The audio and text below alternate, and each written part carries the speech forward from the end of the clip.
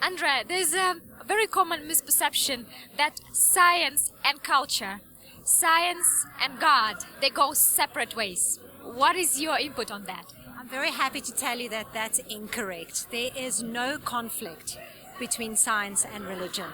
And this is something that we at PAST are extremely passionate about, because if you look at the science of our origins, science does a very particular job.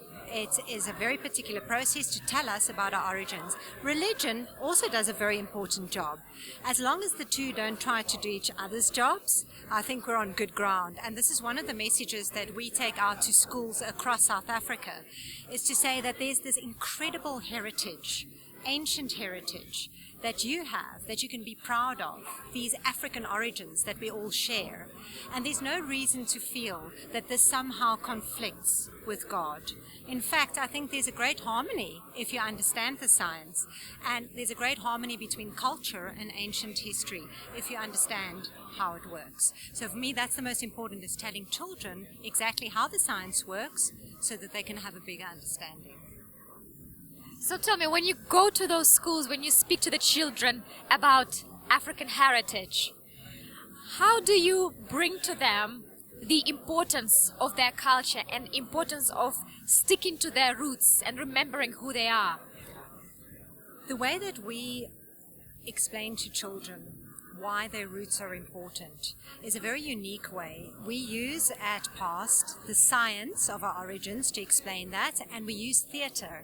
So it's quite a unique combination, using theatre and to explain science. And so the way we do it is we actually take children through a history from 4.6 billion years ago, the very first origins of life, multicellular organisms, all the way through to their ancestry in Africa 7 million years ago, right through to modern Homo sapiens today.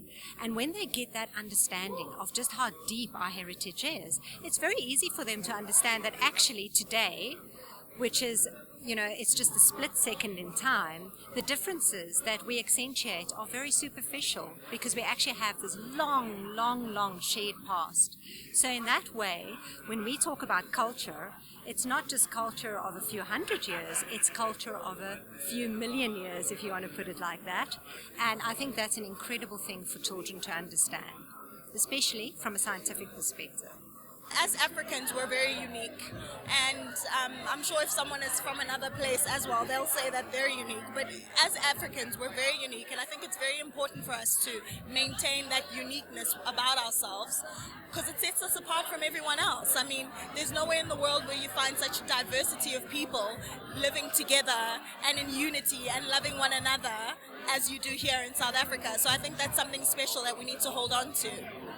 So what would be your message to those people who still want to be lighter in complexion due to the history of South Africa? I don't think being lighter in complexion has anything to do with culture. I think it has something to do with a person's self-confidence and self-esteem. So them wanting to be lighter in culture, I don't think is fair for us to say that it's a question of their culture.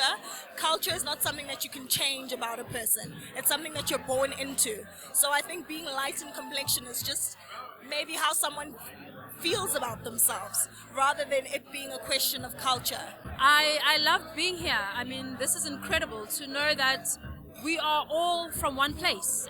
It's incredible that I think we just need to learn to tolerate each other and understand each other and accept each other, so that we stop,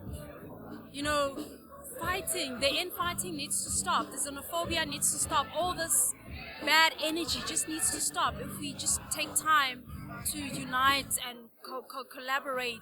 And I think it's important for us Africans to preserve our culture, because one, we still have more generations to come, and who's going to teach them about our cultures if we're not preserving it? And secondly, it's who we are, so why try to shift to the Western ways of doing things, whereas our forefathers lived in this particular way.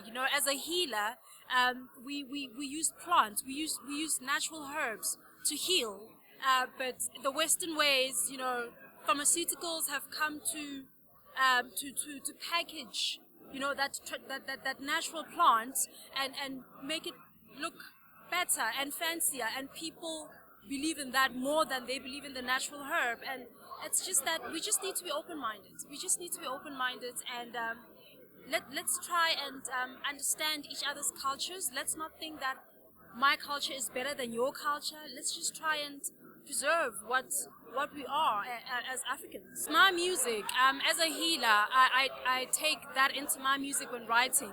I uplift people, I talk positively, and I inspire people, and I give people hope. And that's healing, and that's another form of healing through my music.